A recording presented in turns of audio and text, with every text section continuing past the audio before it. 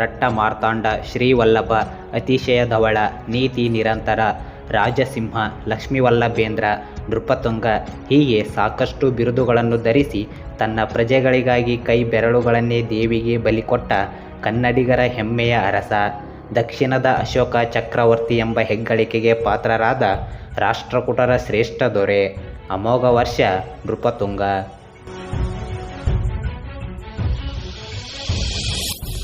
ಕನ್ನಡ ನಾಡಿಗೆ ಬಹುವೈಭವದ ಇತಿಹಾಸವಿದೆ. ಕನ್ನಡ ಭಾಷೆಗೆ 2000 ವರ್ಷಗಳ ಹಿನ್ನೆಲೆ ಇದೆ. ಕರ್ನಾಟಕ 7ನೇ ಶತಮಾನದಲ್ಲಿ ಕಲೆ, ಸಾಹಿತ್ಯ, ವಾಣಿಜ್ಯ, ವಾಸ್ತುಶಿಲ್ಪಗಳಲ್ಲಿ ಉನ್ನತಿಯನ್ನು ಸಾಧಿಸಿತ್ತು.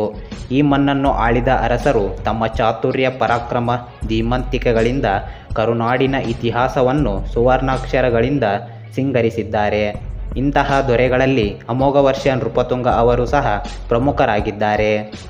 ಪ್ರಸಿದ್ಧ ಅರಬ್ ಪ್ರವಾಸಿಗರಾದ ಸುಲೇಮಾನ್ ಅವರು ರಾಷ್ಟ್ರಕೂಟ ಸಾಮ್ರಾಜ್ಯವನ್ನು ಜಗತ್ತಿನ 4 ವಿಶಾಲ ಸಾಮ್ರಾಜ್ಯಗಳಲ್ಲಿ ಒಂದೆಂದು ಬಣ್ಣಿಸಿದ್ದಾರೆ.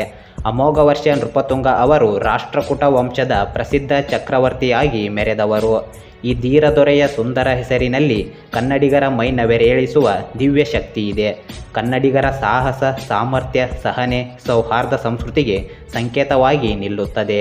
ಕನ್ನಡ ನಾಡಿನ ಜನರ ಬಗ್ಗೆ ಅಪಾರವಾದ ಪ್ರೇಮವನ್ನು ಹೊಂದಿರುವ ಅಮೋಘ ವರ್ಷ ಅವರು ಶಾಂತಿಯುತವಾಗಿ ನೆಮ್ಮದಿಯ ಆಳ್ವಿಕೆಯ ಜೊತೆಗೆ ಸಾಮ್ರಾಜ್ಯದ ಅಭಿವೃದ್ಧಿಗೆ ಹೆಚ್ಚಿನ ಒತ್ತು ನೀಡಿದರು. ಈ ಕಥೆಯು 755 ಸಿಇಯಲ್ಲಿ ದಂತಿದುರ್ಗ ಅವರಿಂದ ಪ್ರಾರಂಭವಾಗುತ್ತದೆ. ರಾಷ್ಟ್ರಕೂಟ ಸಾಮ್ರಾಜ್ಯದ ಸ್ಥಾಪಕರಾದ ದಂತಿದುರ್ಗ ಅವರು ಮಾನ್ಯಕೇಟವನ್ನು ರಾಜಧಾನಿಯನ್ನಾಗಿಟ್ಟುಕೊಂಡರು.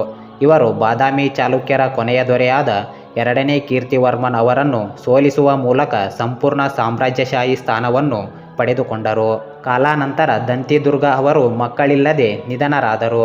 ನಂತರ ಇವರ ಚಿಕ್ಕಪ್ಪ 1ನೇ ಕೃಷ್ಣರಾಜರ ಅಡಿಯಲ್ಲಿ ರಾಷ್ಟ್ರಕೂಟ ಸಾಮ್ರಾಜ್ಯವು ಇಡೀ ಆಧುನಿಕ ಮಹಾರಾಷ್ಟ್ರದಲ್ಲೆಲ್ಲ ಹಬ್ಬಿತು. ಕೃಷ್ಣರಾಜರು ಮರಣ ಹೊಂದಿದ ನಂತರ ಇವರ ಮಗ 2ನೇ ಗೋವಿಂದ ಸಿಂಹಾಸನವನ್ನು ಏರಿದರು. ಇವರ ಆಳ್ವಿಕೆಯಲ್ಲಿ ಇವರ ಕಿರಿಯ ಸಹೋದರನಾದ ಧ್ರುವನ ನಡುವೆ ಸಿಂಹಾಸನಕ್ಕಾಗಿ ಅಂತರ್ಯುದ್ಧ ನಡೆಯುತ್ತಿತ್ತು. ಸಹೋದರರ ನಡುವಿನ ಈ ಯುದ್ಧವು ಘರ್ಷಣೆಯಾಗಿ 2ನೇ ಗೋವಿಂದ ಅವರ ಅಂತ್ಯವಾಯಿತು. ನಂತರ ಧ್ರುವನು ತನ್ನ ಸಿಂಹಾಸನವನ್ನು ಭದ್ರಪಡಿಸಿಕೊಂಡರು ಹಾಗೂ 2ನೇ ಗೋವಿಂದನಿಗೆ ಸಹಾಯ ಮಾಡಿದ ಎಲ್ಲ ರಾಜರನ್ನು ಕಠಿಣವಾಗಿ ಶಿಕ್ಷಿಸಿದನು. ಧ್ರುವನು ತನ್ನ ಜೀವಿತಾವಧಿಯಲ್ಲಿಯೇ ಅವನ ಕಿರಿಯ ಸಮರ್ಥ ಮಗನಾದ 3ನೇ ಗೋವಿಂದನನ್ನು ರಾಜನನ್ನಾಗಿ ಮಾಡಿದನು.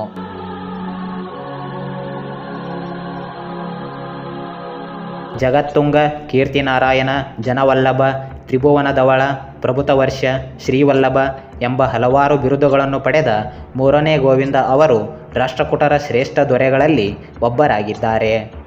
ಇವರು ಉತ್ತರದಲ್ಲಿ ಕನೋಜನ ನಾಗಭಟ್ಟನ ವಿರುದ್ಧ ಯಶಸ್ವಿ ದಂಡಯಾತ್ರೆ ಮತ್ತು ಕೋಸಲ, ಕಳಿಂಗ, ವೆಂಗಿ, ದಹಲ ಮತ್ತು ಓದ್ರಕಗಳನ್ನು ಸ್ವಾಧೀನಪಡಿಸಿಕೊಂಡರು.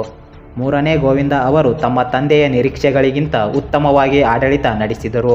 ರಾಜತಾಂತ್ರಿಕತೆ ಮತ್ತು ಯುದ್ಧಭೂಮಿಯಲ್ಲಿ ತಮ್ಮ ಕೌಶಲ್ಯಗಳ ಮೂಲಕ ರಾಷ್ಟ್ರಕೂಟ ಸಾಮ್ರಾಜ್ಯದ ಖ್ಯಾತಿಯನ್ನು ಅಕ್ಷರಶಃ ಹಿಮಾಲಯದ ತುದಿಯವರೆಗೂ ಕೊಂಡೊಯ್ದ 3ನೇ ಗೋವಿಂದ ಅವರು ಇತಿಹಾಸ ಪುಟದಲ್ಲಿ ಜ್ಯೇಷ್ಠ ಅರಸರಾಗಿ ಮಿನುಗುತ್ತಾರೆ. ಸುದೀರ್ಘ ಆಳ್ವಿಕೆಯ ನಂತರ 3ನೇ ಗೋವಿಂದ ಅವರು ಅಕಾಲಿಕವಾಗಿ ಮರಣ ಹೊಂದುತ್ತಾರೆ. 3ನೇ ಗೋವಿಂದ ಅವರ ನಂತರ ಅವರ ಏಕೈಕ ಪುತ್ರನಾದ ಅಮೋಘ ವರ್ಷ ನೃಪತುಂಗನು ತನ್ನ 14ನೇ ವಯಸ್ಸಿನಲ್ಲಿಯೇ ಅನಿವಾರ್ಯವಾಗಿ ಸಿಂಹಾಸನವನ್ನು ಏರಿದರು. ಅಮೋಘ ವರ್ಷ ಅವರು ತಮ್ಮ ತಂದೆಯಂತೆ ರಾಷ್ಟ್ರಕೂಟ ದೊರೆಗಳಲ್ಲಿ ಶ್ರೇಷ್ಠ ರಾಜರೆಂಬ ಗುಣಲಕ್ಷಣಗಳನ್ನು ಅಳವಡಿಸಿಕೊಂಡಿದ್ದರು. ಅಮೋಘ ವರ್ಷ ಅವರ ಮನೋಧರ್ಮ, ಲಲಿತಕಲೆ ಮತ್ತು ಸಾಹಿತ್ಯದಲ್ಲಿ ಅವರ ಆಸಕ್ತಿ, ಶಾಂತಿ ಪ್ರೀತಿಯ ಸ್ವಭಾವಕ್ಕಾಗಿ ಇತಿಹಾಸಕಾರರು ಅವರನ್ನು ಚಕ್ರವರ್ತಿ ಅಶೋಕನಿಗೆ ಹೋಲಿಸಿ ದಕ್ಷಿಣದ ಅಶೋಕ ಎಂಬ ಗೌರವವನ್ನು ನೀಡಿದ್ದಾರೆ. ಶ್ರೀ ವಿಜಯ ರಚಿಸಿರುವ ಕವಿರಾಜ ಮಾರ್ಗ ಪಠ್ಯದಲ್ಲಿ ಸಾಕ್ಷಿಯಾಗಿರುವಂತೆ ಅಮೋಘ ವರ್ಷ ಅವರು ಕನ್ನಡ ಜನರ ಭಾಷೆ, ಸಾಹಿತ್ಯ ಮತ್ತು ಸಂಸ್ಕೃತಿಯ ಬಗ್ಗೆ ಅತ್ಯುನ್ನತವಾದ ಅಭಿಮಾನವನ್ನು ಹೊಂದಿದ್ದರು. 14ನೇ ವಯಸ್ಸಿನ ಅಮೋಘ ವರ್ಷ ಅವರ ಆಳ್ವಿಕೆಯ ಪ್ರಾರಂಭದಲ್ಲಿ ಅನೇಕ ರಾಜರು ಅವರ ವಿರುದ್ಧ ದಂಗೆ ಎದ್ದರು. ಆಗ ಅವರ ಚಿಕ್ಕಪ್ಪರಾದ ಕರ್ಕ ಸುವರ್ಣ ಮತ್ತು ದಂಡನಾಯಕರಾದ ಬಂಕೇಶ್ ಅವರು ಸೂರ್ಯಚಂದ್ರರಂತೆ ನಿಂತು ಹೋರಾಡಿ ಅಮೋಘ ವರ್ಷ ಅವರ ಸಿಂಹಾಸನವನ್ನು ಗಟ್ಟಿಗೊಳಿಸಿದರು. ಅಮೋಘ ವರ್ಷ ನೃಪತುಂಗ ಅವರು ಯೋಧ ಪರಾಕ್ರಮಿಯಾಗಿದ್ದರೂ ಸಹ ಸಮೃದ್ಧಿಯ ಶಾಂತಿಯನ್ನು ಬಯಸುತ್ತಿದ್ದರು. ಗಂಗರು, ಚಾಲುಕ್ಯರು ಮತ್ತು ಪಲ್ಲವರು ರಾಷ್ಟ್ರಕೂಟರ ಮೇಲೆ ಹಂತ ಹಂತವಾಗಿ ಹಗೆತನವನ್ನು ಸಾಧಿಸುತ್ತಾ ಬರುತ್ತಿದ್ದರು. ಇದನ್ನು ಸಂಪೂರ್ಣವಾಗಿ ಹತ್ತಿಕ್ಕುವ ಸಲುವಾಗಿ ಅಮೋಘವರ್ಷ ಅವರು ವೈವಾಹಿಕ ಮೈತ್ರಿ ಸಂಬಂಧವನ್ನು ಬೆಳೆಸಿ ಶಾಂತಿಯನ್ನು ಸಾಧಿಸಿದರು. ಅಮೋಘವರ್ಷ ಅವರು 64 ವರ್ಷಗಳ ಸುದೀರ್ಘ ಆಳ್ವಿಕೆಯ ನಂತರ ಮರಣ ಹೊಂದುತ್ತಾರೆ. ನಂತರ ಅವರ ಮಗ 2ನೇ ಕೃಷ್ಣ ಅಧಿಕಾರಕ್ಕೆ ಬರುತ್ತಾರೆ.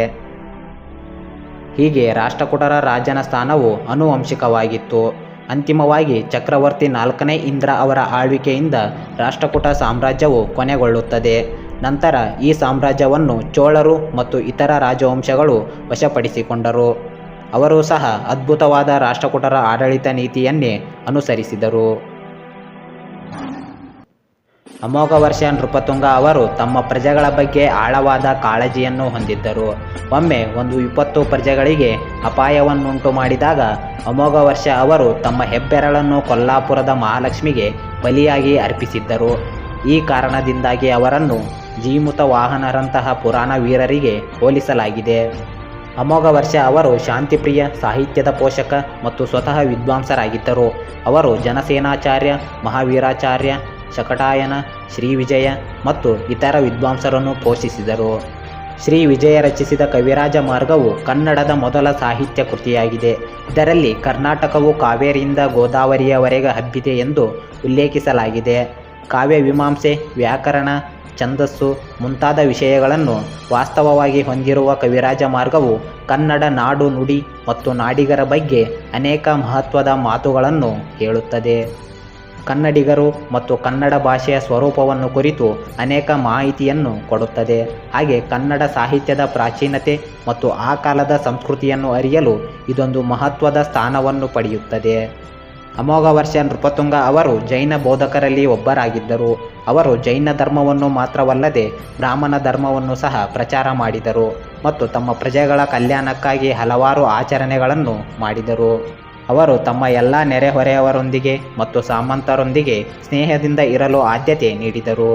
ಹಲವಾರು ಶಾಸನಗಳು ಅಮೋಘವರ್ಷ ನೃಪತುಂಗ ಅವರ ರಾಜಧಾನಿ ಎಷ್ಟು ದೊಡ್ಡದಾಗಿ ಮತ್ತು ಭವ್ಯವಾಗಿತ್ತು ಅಂದರೆ ಅದು ಭಗವಾನ್ ಇಂದ್ರನ ರಾಜಧಾನಿಯನ್ನು ಸಹ ನಾಚಿಕೆ ಪಡಿಸುವಂತೆ ಇತ್ತು ಎಂದು ಹೇಳುತ್ತವೆ.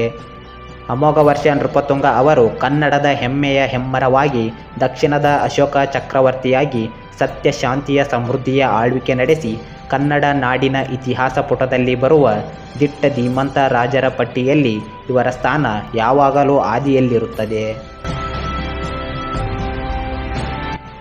ಎಲ್ಲ ಕಡೆಯಲ್ಲೂ ಕತ್ತಿ ಎತ್ತಿ ಹಿಡಿಯುವವನು ಅಲ್ಲ ರಾಜ, ಎಲ್ಲಿ ಕತ್ತಿ ಕೆಳಗೆ ಇಳಿಸಬೇಕು ಅಂತ ಗೊತ್ತಿರುವವನು ನಿಜವಾದ ರಾಜ. ಈ ಸಾಲುಗಳಿಗೆ ಅಮೋಘವರ್ಷ ನೃಪತುಂಗ ಅವರ ವ್ಯಕ್ತಿತ್ವ ಕನ್ನಡಿಯಂತೆ ಪ್ರತಿಬಿಂಬಿಸುತ್ತದೆ.